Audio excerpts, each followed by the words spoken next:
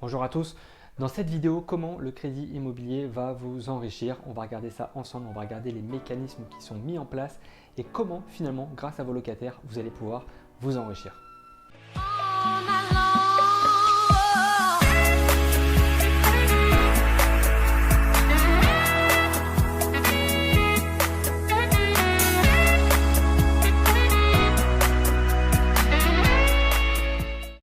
Alors voilà, ici, c'est nous, c'est moi, c'est vous, peu importe. En tout cas, on n'a rien dans les poches pour acheter un bien immobilier. On a trouvé un bien très intéressant, un immeuble à 200 000 € avec des locataires à l'intérieur qui payent environ 1 000 € de loyer par mois. Là, on ne fait pas attention à la rentabilité, on ne fait pas attention au cash flow. L'idée, c'est vraiment de comprendre les mécanismes du crédit. Cet argent, je ne l'ai pas. Je vais donc me tourner vers ma banque. Je vais lui demander donc de me faire un financement, d'accord? La banque va me dire « Ok, je te fais ton financement. En contrepartie, tu vas me payer des mensualités. » C'est normal. Sur un montant voilà, environ à 200 000 €, on va être sur des mensualités environ à 850 € par mois. Donc le deal est très simple. La banque me permet d'acheter le bien. Moi, en contrepartie, je vais lui rendre 850 €. Et sur le contrat, grosso modo, elle va me dire bah, écoute, moi, sur ces 850 €, je vais prendre environ 250 € d'intérêt. Ça, c'est pour elle, par mois.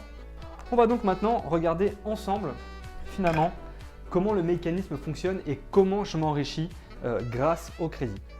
Donc, je le répète, grâce au crédit, je peux être maintenant propriétaire de ce bien avec les locataires qui vont avec. Les locataires vont donc, tous les mois, me donner 1 000 €. Ok. J'en dois 850 € à la banque. Et on voit d'ailleurs au passage que dans mon porte-monnaie, ici, je fais plus 150 € par mois. On va dire que c'est mon cash flow. Ça, je le résume d'une manière vraiment simpliste. Ces 850 € donc, finalement, je les rends à la banque. C'est mes mensualités. Mais dans ces mensualités, quand je les décompose, et ben donc comme on l'a vu, il y en a 250 qui vont directement à la banque.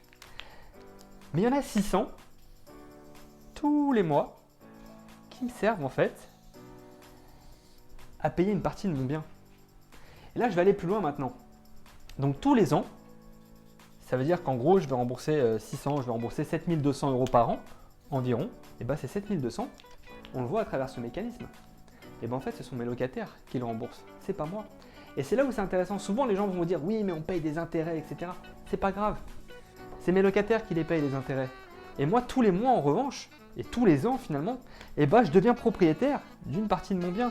Et vous voyez, donc par an, ça fait 7 200, mais demain, je vais faire 3 ans, 4 ans, 5 ans, 6 ans, 7 ans, 8 ans, 9 ans et 10 ans. Et au bout de 10 ans, vous aurez déjà finalement amorti donc 72 000 €.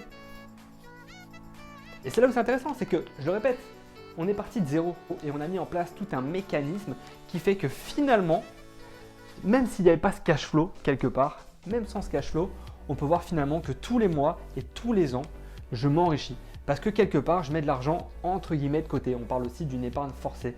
Donc voilà le mécanisme du crédit. Voilà comment est-ce que celui-ci vous enrichit.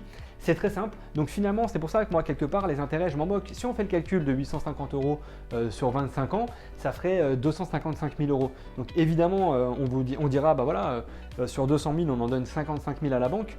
Mais c'est pas grave. Encore une fois, même si demain, après 25 ans, mon bien, donc, il m'a coûté, j'ai remboursé donc au total 255, c'est pas grave parce que je l'ai vu dans mon mécanisme. C'est mes locataires qui l'ont payé. Et même si demain je revends mon bien 150 000 € après 25 ans, c'est pas grave parce que ces 150 000 €, eux, ils viendront directement dans mon portefeuille. Alors que je les avais pas avant. Tout le reste, je m'en moque. On s'en moque du reste. Donc voilà le mécanisme du crédit bancaire. Voilà pourquoi ça vous enrichit. J'espère que vous avez compris avec ce petit schéma. J'ai essayé de faire le plus simple possible malgré le fait que voilà, il y a plein de flèches. Je vous dis à bientôt pour une prochaine vidéo.